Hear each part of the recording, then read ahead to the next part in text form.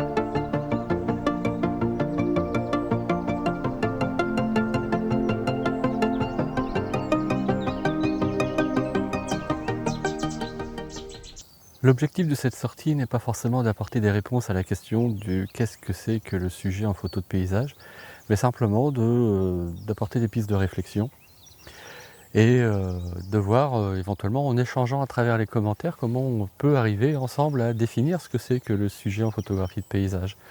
Par exemple, je me suis installé ici sur une deuxième photo qui est juste cette scène là qui est devant moi avec un premier endroit ici pour d'une première avancée sur l'étang et une deuxième avancée un petit peu plus loin et on a le soleil qui est là et qui vient éclairer toute cette scène.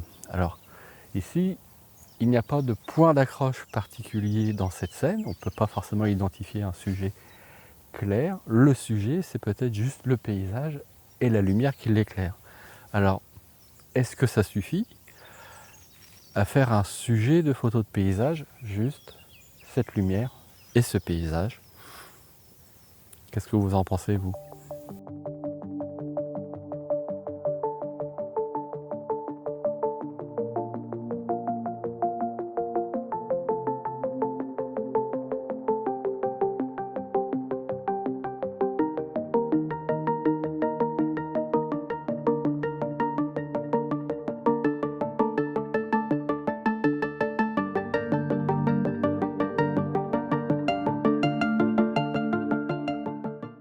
Après une visite pas très fructueuse de la partie de la tourbière qui se trouve par ici, je suis revenu sur le petit ponton au bord de l'étang et je me suis arrêté sur une scène.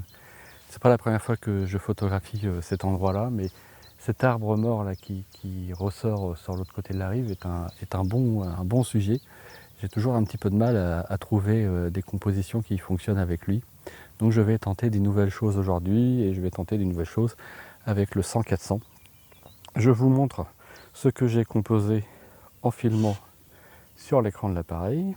Donc ma scène, c'est cet arbre-là qui est très clair par rapport au reste de l'environnement et donc qui va bien capter la lumière, et je l'ai mis un peu sur le côté droit pour montrer sur la partie gauche la partie un petit peu plus sombre de ma scène. Si je vous fais voir comme ça sera mieux. Donc la partie un petit peu plus sombre de la scène et cet arbre qui vient bien accrocher la lumière. Donc on a un contraste, je trouve, intéressant entre les deux parties de l'image. Seule chose qui me gêne un petit peu, c'est que juste sur le coin supérieur gauche droit de l'image, on a ce petit patch de ciel qui sera encore un petit peu plus visible en 3:2. Et donc il va risquer d'être légèrement surexposé. Et d'ailleurs le cadrage 16/9 que je vois ici peut me donner une idée intéressante pour peut-être voir s'il n'y a pas effectivement la possibilité de recadrer à ce format. Ici, le sujet il est assez évident, c'est cet arbre et la façon dont il vient attraper la lumière. Je regarde par là parce que ça commence à se couvrir un petit peu. Et donc ça serait dommage que je perde cette lumière sur cet arbre. Donc je vous montre déjà la première photo que j'ai prise. Et puis ensuite je vais, je pense, tenter un cadrage vertical. On se retrouve de suite pour parler de ça.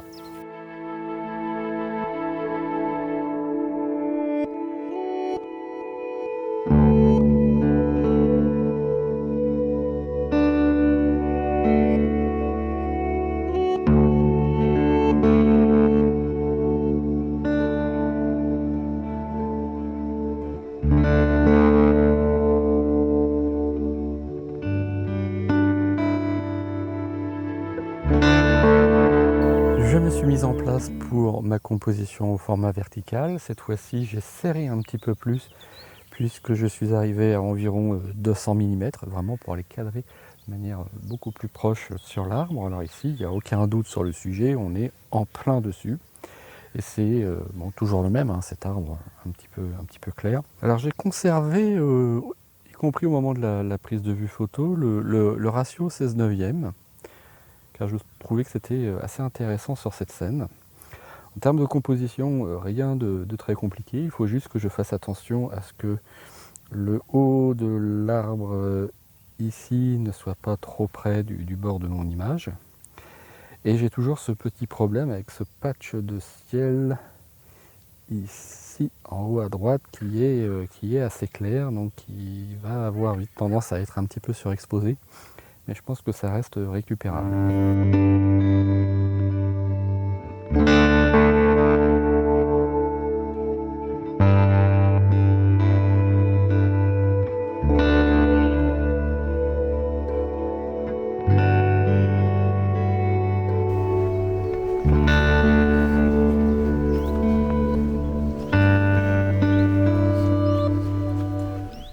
Je me suis arrêté sur une nouvelle scène qui présente un double point d'intérêt. Ce sont ces petits îlots tout au fond sur lesquels sont venus nicher des oiseaux. Je pense qu'il s'agit d'aigrettes a priori. D'ici c'est assez compliqué à voir. Ça c'est le premier point d'intérêt. Le deuxième point d'intérêt, c'est que le soleil revient et vient éclairer toute la scène en face de moi. Et comme il n'y a quasiment pas de vent, on a aussi un joli reflet sur l'étang. Je me suis installé avec le 100-400. J'ai cadré ça à un petit peu plus de 200 mm. Donc une scène au format paysage dans laquelle j'ai inclus les deux, je ne sais pas si vous allez voir, les deux petits îlots sur lesquels se trouvent les oiseaux. Et le reflet qui est plutôt sympa sur l'eau. On a vraiment un reflet assez net, très légèrement déformé par une petite brise, mais qui ne retire rien à ce reflet. Et donc j'ai fait en sorte de cadrer vraiment assez serré pour ne pas du tout avoir le ciel dans la scène. Et puis j'attends que la lumière s'en aille et revienne, parce que là ça commence à se couvrir un petit peu. Donc parfois le soleil est caché, parfois il revient. Donc j'attends le bon moment pour prendre mes images.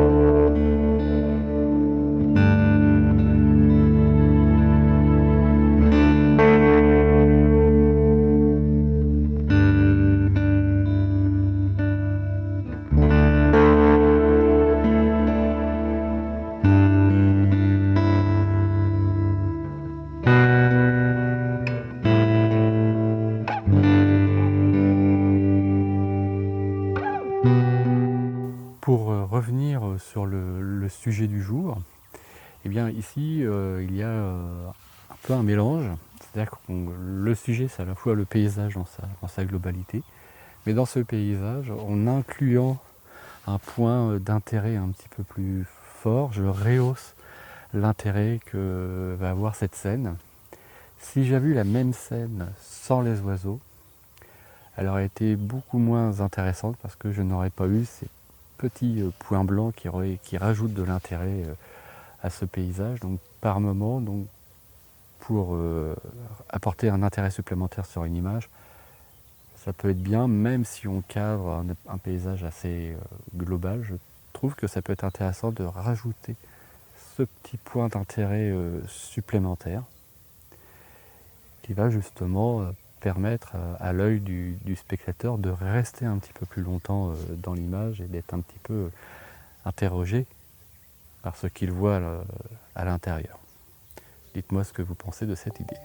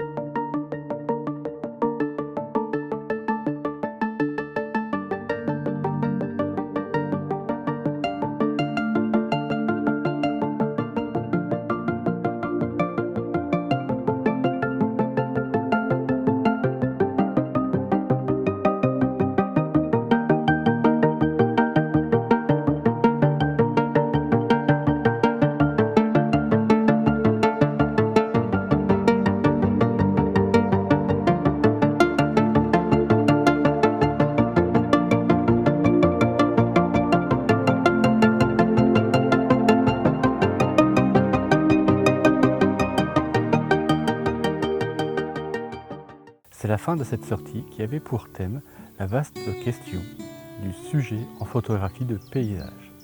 J'espère que les quelques réflexions que j'ai pu avoir tout au long de cette balade ont pu nourrir vos propres réflexions et je suis impatient d'échanger avec vous à ce sujet dans les commentaires. J'espère que cette vidéo vous a plu, que les photos qui l'accompagnent également. Si c'est le cas, n'oubliez pas de mettre un petit j'aime sur cette vidéo. Et en attendant de vous retrouver pour une prochaine sortie, je vous souhaite une très bonne semaine. Salut!